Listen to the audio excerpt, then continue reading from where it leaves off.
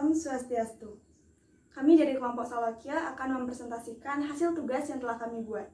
Sebelum itu, izinkan kami memperkenalkan diri terlebih dahulu. Perkenalkan, saya Dewa Yukania Paramita, nomor absen agama 3. Perkenalkan, nama saya Tika Damas Ruangsa, nomor absen 7. Perkenalkan, nama saya Emerika Prasta, nomor absen agama, nomor absen 11. Nama saya Yuwayan Sutayubah Putra, nomor absen agama 15. Perkenalkan, nama saya Koma Melianari Kusuma Putri, nomor absen 19. Perkenalkan, nama saya Nikadek Kirin Hindu Cahyani, nomor absen agama 23. Nama saya Nemaida Putrini, nomor absen 27. Perkenalkan, nama saya Niwaya Nadia Sanjiwani, absen agama 31. Di sini kami akan menjelaskan 3 submateri, yaitu yang pertama ada materi D, tantangan dan hambatan dalam mencapai moksa sesuai dengan zamannya globalisasi. Yang kedua ada materi E, upaya-upaya dalam mengatasi hambatan dan tantangan untuk mencapai moksa menurut zamannya globalisasi. Dan juga yang ketiga, yang terakhir ada materi F, yaitu contoh-contoh orang yang dipandang mampu untuk mencapai moksa. Baik, langsung saja. Kita mulai dari materi yang pertama, yaitu materi D, tantangan dan hambatan dalam mencapai moksa sesuai dengan zamannya globalisasi. Nah, sebelum itu, apakah kalian sudah mengetahui apa saja sih yang merupakan hambatan dan juga tantangan umat Hindu dalam mencapai moksa? Untuk menjawab pertanyaan tersebut akan dilanjutkan oleh teman saya, Meli. Baik, di sini saya akan melanjutkan presentasi dari Kania mengenai apa saja tantangan dan hambatan umat Hindu dalam mencapai moksa pada zaman globalisasi. Tantangan dan hambatan ini bisa disebut dengan Sat Atyayi atau 6 peluang untuk bertindak kejam apabila keberadaan Sabta Timira tidak terkendalikan. Sat Atyayi memiliki 6 bagian. Yang pertama, Agnida, yaitu membakar. Yang kedua, Wisada, yaitu meracun. Yang ketiga, Atarwa, yaitu ilmu hitam. Yang keempat, Kastrakna, yaitu mengamuk. Yang kelima, Daratikrama, yaitu memperkosa. Dan yang terakhir, Raja Pisuna, yaitu membunuh. Keenam tantangan ini dapat diatasi dengan 3 cara. Yang pertama, menjauhkan diri dari keterikatan materialistis. Mengumpulkan harta benda untuk memenuhi kebutuhan hidup berkecukupan adalah baik. Namun, jika kekayaan yang kita kumpulkan membuat orang lain menderita seperti menjadi koruptor, pemeras, dan lain sebagainya, adalah tindakan yang kurang terpuji. Kedua, mengutamakan aktivitas yang bernuansakan spiritual. Menjadi orang yang kreatif, rajin, tekun, dan cekatan yang bernafaskan keagamaan dan kemanusiaan untuk mendapatkan harta benda dapat mengantarkan seseorang mewujudkan kebahagiaan hidupnya. Tapi jika sebaliknya, hanya rajin dan tekun untuk memenuhi kebutuhan, lupa dengan kewajiban hidup beragama, tentu berakibat tidak baik. Meskipun disibukkan dengan kegiatan duniawi, tetapi jangan pernah lupa menyeimbanginya dengan melaksanakan kegiatan spiritual. Sekian dari saya, presentasi akan dilanjutkan oleh teman saya, Danika. Di sini saya akan melanjutkan presentasi dari Meliana. Nah, yang ketiga itu ada jauhkan diri dari tindakan tidak terpuji. Tindakan terpuji manusia adalah menjauhkan diri dari kebodohan atau punggung, iri hati atau irsya, dan marah atau kode, serta sifat-sifat negatif lainnya seperti mabuk, berjudi, bermain wanita, dan bertindak anarkis atau Sabta Timira karena dapat mengantarkan seseorang menjadi insan yang nista. Selanjutnya, saya akan membahas lebih lanjut lagi tentang Sabta Timira. Nah, apa itu Sabta Timira? Sabta Timira ada 7 macam sifat manusia secara kodrati yang dapat mengantarkan hidup manusia menjadi awidya, gelap, dan juga suram. Bagian-bagiannya itu yang pertama ada sarupa yang artinya ketampanan atau kecantikan. Yang kedua itu ada dana yang artinya kekayaan. Yang ketiga itu ada guna yang artinya kepandaian. Yang keempat itu ada kulina yang artinya kebangsawanan. Yang kelima itu ada yawana yang artinya keremajaan. Yang keenam itu ada sura yang artinya minuman keras. Dan yang ketujuh ada kasuran yang artinya kemenangan. Nah, setelah itu kita akan membahas materi bagian E, yaitu upaya-upaya dalam mengatasi hambatan dan tantangan untuk mencapai moksa menurut zamannya globalisasi. Nah, maka sekian presentasi dari saya. presentasi dilanjutkan oleh Karen. Baik, saya akan melanjutkan presentasi dari Danika. Nah, kita sekarang akan membahas materi bagian E, yaitu upaya-upaya dalam mengatasi hambatan dan tantangan untuk mencapai moksa menurut zamannya, globalisasi. Nah, apakah teman-teman mengetahui apa itu Pancasrada? Ya, Pancasrada adalah 5 dasar keyakinan umat Hindu. Yang dimana kita akan sekarang membahas serada yang kelima, yaitu moksa. Yakin dengan adanya moksa. Nah, seperti yang teman-teman ketahui, moksa adalah bersatunya Atman dengan Brahman. Tercapainya Sat Chit Ananda. Serta moksa adalah tujuan yang utama bagi umat Hindu.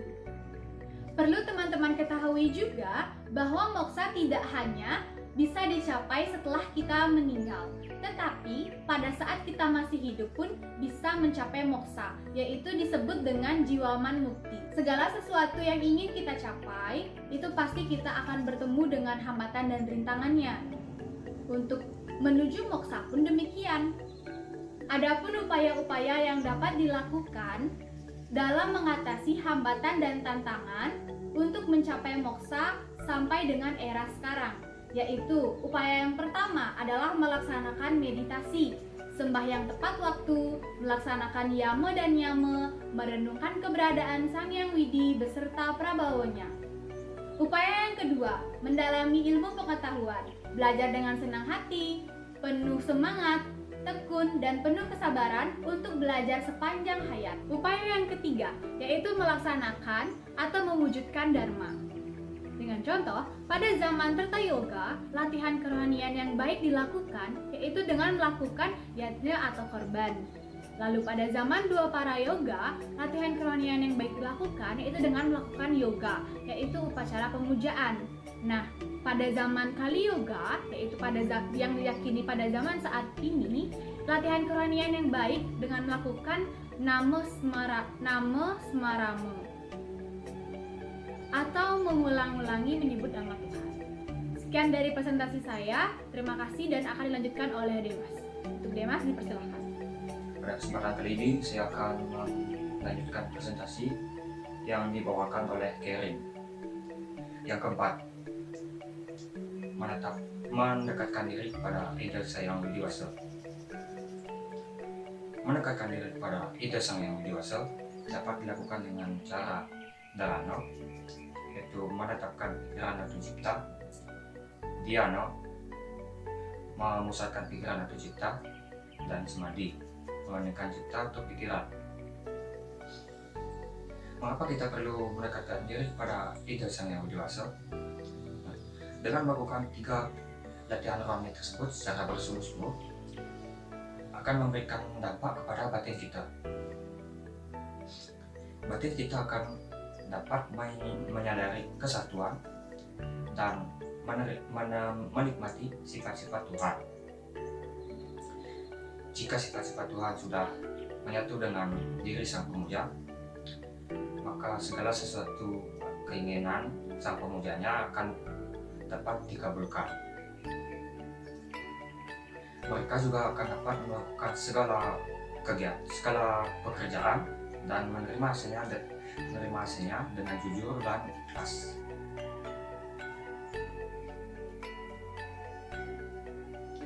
Yang kelima, menumbuh kembangkan kesucian jiwa dan raga. Menumbuh kembangkan kesucian jiwa dan raga dapat dilakukan dengan cara selalu memohon tuntunan kepada ide Sang Yang Dewasa setiap akan melakukan kegiatan. Apa tujuannya? Tujuannya adalah agar kita selalu dituntun ke jalan yang benar. Dengan demikian, dituntunnya kita ke jalan yang benar akan membuat jiwa kita menjadi lebih tenang. Semakin tenang jiwa kita, maka jiwa kita akan dapat terbebas dari pengaruh tribuna dan bersatu dengan para Mahatma. Yang keenam, memperdomani dan melaksanakan catur marga yoga. Moksa dapat diraih melalui berbagai cara yang sering kita sebut dengan catur marga yoga. Bagian dari catur marga yoga yaitu Yang pertama, bakti marga yoga, yaitu jalan menuju moksa dengan cara sujud bakti kepada ide Sang Yang Widi Wasa atau cinta kasih yang mendalam kepada ide Sang Yang Widi Wasa tanpa keinginan duniawi. Yang kedua, karma marga yoga, yaitu jalan menuju moksa dengan cara selalu berbuat baik tanpa mengharapkan imbalan. Yang ketiga, yaitu Jnana marga yoga, adalah jalan menuju moksa yang kita peroleh dengan cara mempelajari ilmu pengetahuan, terutama ilmu pengetahuan tentang kebenaran dan pembebasan diri dari ikatan duniawi. Dan yang terakhir ada Raja Marga Yoga, yaitu jalan menuju moksa yang diraih dengan cara melakukan tapa, brata, yoga, dan samadhi hingga memperoleh ketenangan dalam hidup. Pada dasarnya, semua jalan tersebut adalah sama. Tidak ada yang lebih tinggi ataupun lebih rendah tingkatannya. Semua itu tergantung pada kesungguhan, ketulusan, keyakinan, dan disiplin dalam melaksanakannya. Baik, untuk presentasi selanjutnya, saya serahkan pada rekan saya, yaitu Suta Wibawa. Di sini, saya akan melanjutkan presentasi dari Demas. Selanjutnya adalah materi bagian F, yaitu mengenai contoh-contoh orang yang dipandang mampu untuk mencapai moksa. Nah, sebelum itu kita harus mengetahui apa yang menjadi tujuan terakhir dan tertinggi bagi umat Hindu. Yang menjadi tujuan terakhir dan tertinggi bagi umat Hindu adalah bersatunya Atman dengan Brahman, atau yang sering disebut dengan moksa. Lalu, apa yang dapat dilakukan untuk mencapai moksa? Yang dapat dilakukan untuk mencapai moksa ini adalah dengan mengamalkan ajaran-ajaran agama Hindu dalam kehidupan sehari-hari secara baik dan juga benar. Dan siapa sajakah tokoh yang dipandang mampu untuk mencapai moksa? Tokoh-tokoh yang dipandang mampu untuk mencapai moksa adalah 1. Rama, yang kedua Hanuman, yang ketiga Begawan Vyasa, dan yang keempat adalah Dangyang Dwijendra. Presentasi selanjutnya akan dilakukan oleh Nadia. Di sini saya akan melanjutkan presentasi dari Suta. Prabu Rama merupakan tokoh utama di dalam cerita Ramayana. Rama digambarkan tidak lagi terikat dengan hal-hal duniawi. Melalui banyak godaan, namun tidak merubuhkan pendiriannya, serta telah menjalani catur marga yoga. Beliau memiliki sikap bijaksana, berbudi luhur, adil, jujur, teguh pada pendirian, dan juga murah hati. Berikutnya ada Hanuman. Hanuman merupakan salah satu tokoh penting di dalam cerita Ramayana. Hanuman digambarkan sebagai kera putih yang sakti dan juga setia.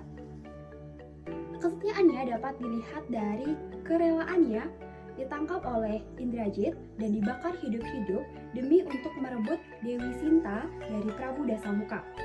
Beliau memiliki sikap setia, rela berkorban, selalu waspada dan juga pemberani. Yang selanjutnya ada Begawan Vyasa.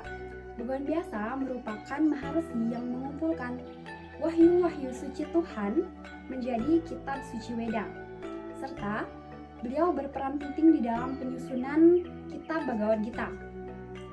Sehingga dapat dikatakan bahwa semasa hidupnya beliau mengabdi kepada Tuhan demi kesejahteraan dan kebahagiaan umat Hindu. Beliau memiliki sikap bijaksana, rela berkorban, dermawan, dan juga religius. Presentasi selanjutnya akan dilanjutkan oleh Putrini. Di sini saya akan melanjutkan presentasi dari Nadia. Baik, contoh orang yang dipandang mampu mencapai moksa yang terakhir adalah Dangyang Dwijendra atau yang sering kita kenal dengan Dangyang Nirata. Beliau ini berjasa atas berdirinya beberapa pura di Bali. Contohnya Pura Nca, Pura Melanting, Pura Kulaki, dan masih banyak lagi. Sebenarnya ada juga yang di luar Bali loh, ada yang di Jawa dan Lombok. Saat di Bali, beliau juga sempat membantu warga desa Gedingwangi yang terkena musibah penyakit. Nah, dari cerita di atas kita dapat menyimpulkan bahwa beliau ini memiliki sifat murah hati, suka menolong, pantang menyerah, dan suka melakukan aktivitas spiritual. Sampai juga kita pada penghujung, yaitu kesimpulan. Nah, kesimpulan yang dapat saya tarik dari penjelasan yang telah dipaparkan adalah dalam mencapai moksa, tentunya kita akan dihadapkan dengan hambatan dan tantangan. Contohnya sifat keduniawian dan sakta timira.